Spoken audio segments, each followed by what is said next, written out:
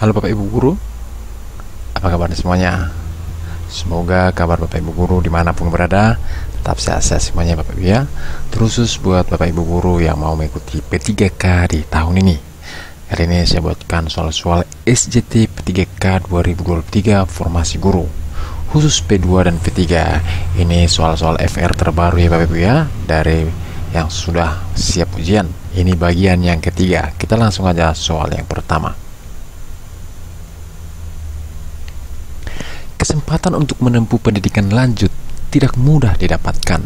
Seandainya mendapatkan kesempatan itu, apakah yang Anda nilai sebagai yang paling penting?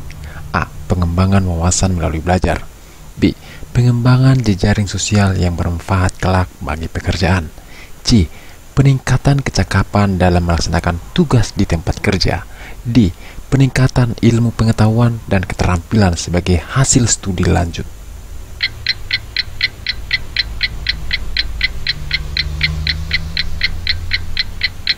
Jawabannya adalah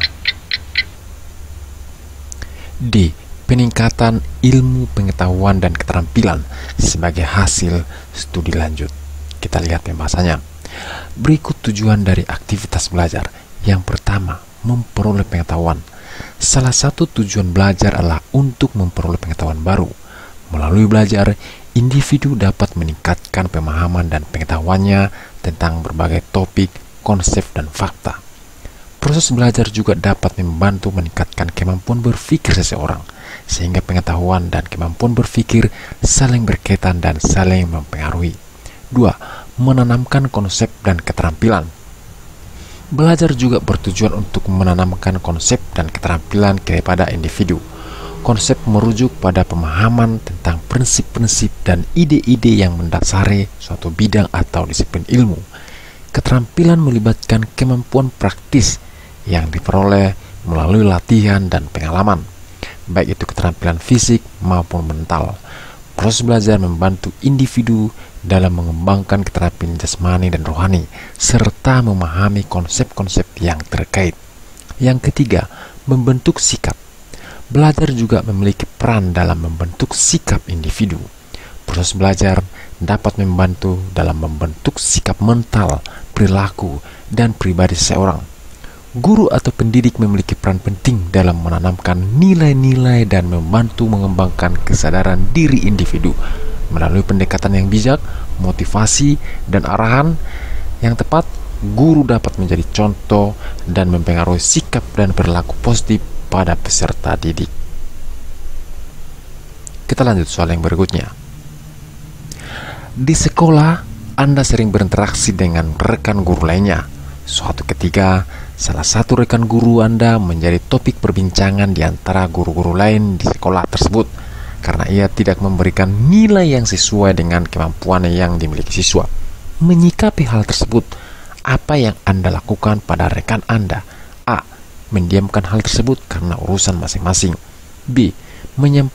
Menyampaikan pada wakil kepala kesiswaan dan kurikulum agar tidak terjadi salah paham. C. Menyampaikan secara langsung tanpa basa-basi. D. Membicarakan permasalahan ini secara baik-baik saat saya dan rekan guru tersebut ngobrol dan sharing santai.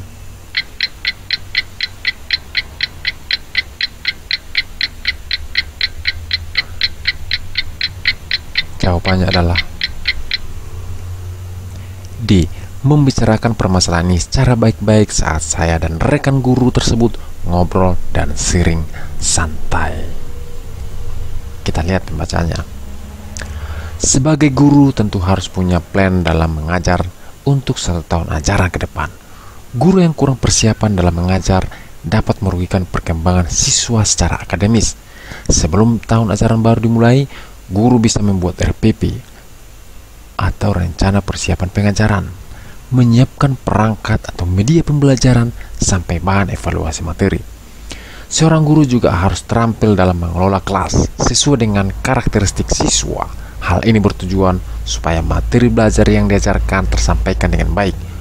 Buat dan rancanglah kegiatan pembelajaran keseluruhan yang akan dilakukan per minggu dan per bulan supaya bisa tahu apa-apa aja yang harus dipersiapkan. Kita lanjut soal berikutnya. Seorang guru sedang mengajar materi tentang persatuan dan kesatuan bangsa. Guru memberikan tugas kepada siswa untuk membuat poster tentang pentingnya persatuan dan kesatuan. Tugas tersebut bertujuan untuk A. Meningkatkan pemahaman siswa terhadap materi. B. Melatih keterampilan siswa dalam membuat poster. C. Melatih kreativitas siswa dalam belajar. D. Meningkatkan motivasi belajar siswa.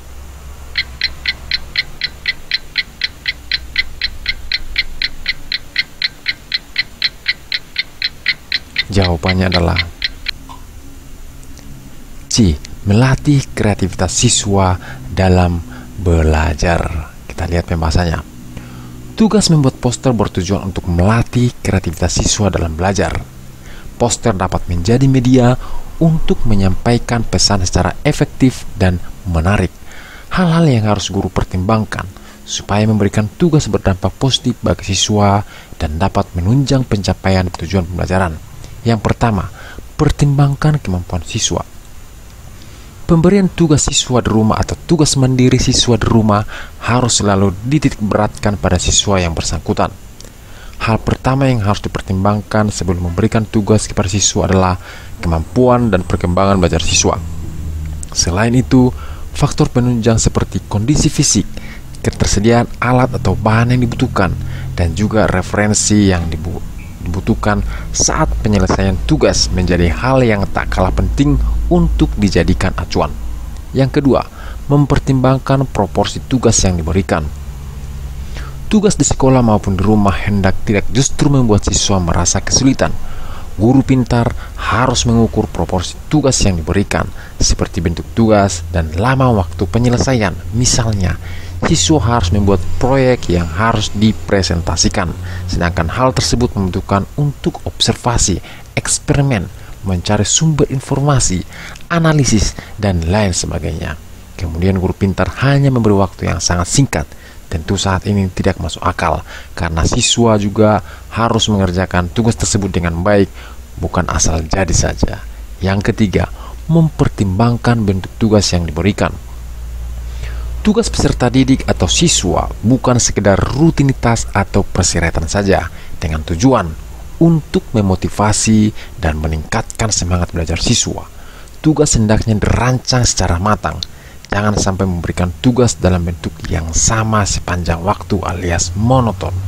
Bentuk tugas yang bervariasi atau bahkan disesuaikan dengan hobi, kegemaran siswa justru dapat membuat siswa antusias mengerjakan tugas sekalipun merasa tertantang untuk melakukan yang terbaik.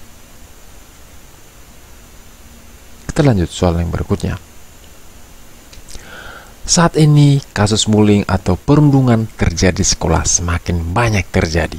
Ketika mengetahui ada siswa yang menjadi korban bullying, maka yang akan Anda lakukan adalah A. Menasihati siswa untuk tidak lagi bersinggungan dengan pelaku bullying. B. Bersimpati dan membesarkan hati siswa yang menjadi korban bullying saya. C.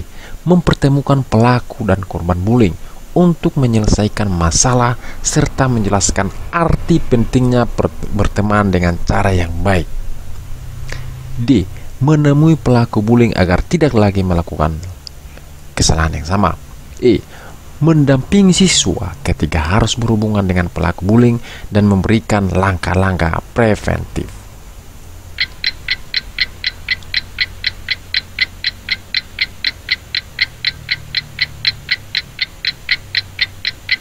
Jawabannya adalah C. Mempertemukan pelaku dan korban bullying untuk menyelesaikan masalah serta menjelaskan arti penting berteman dengan cara yang baik. Itu dia jawabannya. Kita lihat penjelasannya. Yang harus dilakukan ketika seorang anak memberitahu bahwa dia bullying atau dilecehkan. Ini dia hal-hal yang perlu dilakukan. Tanggapi kejadian itu dengan serius. Hargai dan berterima kasihlah pada siswa tersebut karena telah melapor kepada Anda. Yakinkan dia bahwa itu bukan salahnya. Tunjukkan empati. Bantu anak yang dibully untuk membela diri sendiri, bahwa dia bisa mengatakan kepada anak yang tentang apa yang dapat dilakukan untuk membuat dia merasa aman. Bicaralah dengan setiap anak yang terlibat dalam situasi ini secara terpisah. Hindari menyalahkan, mengkritik, dan meneriaki di depan wajah mereka. Dorong dan hargai nilai kejujuran. Kita lanjut soal yang berikutnya. Anda mendapatkan tugas dari kepala sekolah untuk melakukan sebuah penelitian yang berkaitan dengan metode pembelajaran untuk peserta didik agar dapat meningkatkan efektivitas sistem pembelajaran di sekolah. Namun sekolah tidak memiliki dana untuk mengadakan penelitian tersebut. Sebagai seorang guru, Anda akan menyikapi persoalan tersebut dengan cara A. Mengajukan proposal penelitian saya pada penelitian yang diselenggarakan pemerintah agar mendapat bantuan dana sehingga mampu menyelesaikan penelitian secara optimal. B. Tetap melaksanakan tugas penelitian tersebut sampai tuntas dengan memanfaatkan fasilitas yang ada secara optimal dan tidak akan menyurutkan semangat saya dalam memberikan hasil yang terbaik. C. Menolak secara halus tugas yang diberikan kepala sekolah apabila saya merasa kurang siap dalam menyelesaikannya. D. Merasa kurang tertarik dengan tugas yang diberikan kepala sekolah apabila kurang mendapatkan dukungan dana yang dibutuhkan. E. Meminta bantuan dari rekan guru yang lain untuk menyelesaikan penelitian saya.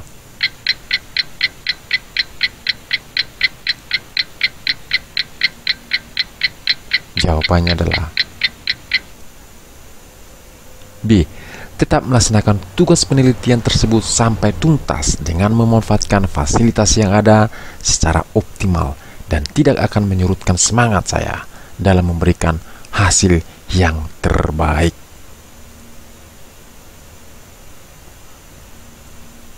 Lanjut soal yang berikutnya. Ketika Anda tahu ada siswa yang berbeda agama tidak dapat mengikuti pelajaran tambahan yang dianggap sangat penting karena sedang menyiapkan kegiatan ritual keagamaannya, maka yang sebaiknya Anda lakukan: A. Tetap meminta siswa tersebut mengikuti pelajaran tambahan. B. Memberikan nasihat kepada siswa tersebut untuk mengganti jadwal ritual keagamaannya. C. Menyerahkan keputusannya kepada siswa. D. Memberikan nasihat bahwa pelajaran tambahan itu penting dan menyerahkan keputusan kepada siswa tersebut apakah akan mengikuti atau tidak. E. Membolehkan siswa tersebut tidak mengikuti pelajaran tambahan dan memberi kesempatan untuk bertanya atau mengikuti jadwal kelas yang lain.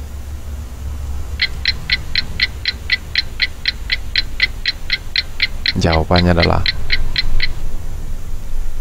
E. Membolehkan siswa tersebut tidak mengikuti pelajaran tambahan dan memberikan kesempatan untuk bertanya atau mengikuti jadwal kelas yang lain.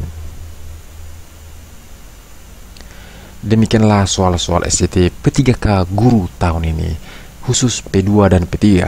Semoga bermanfaat buat Bapak Ibu Guru. Salam sehat, salam sukses untuk kita semua. Sekian dan terima kasih.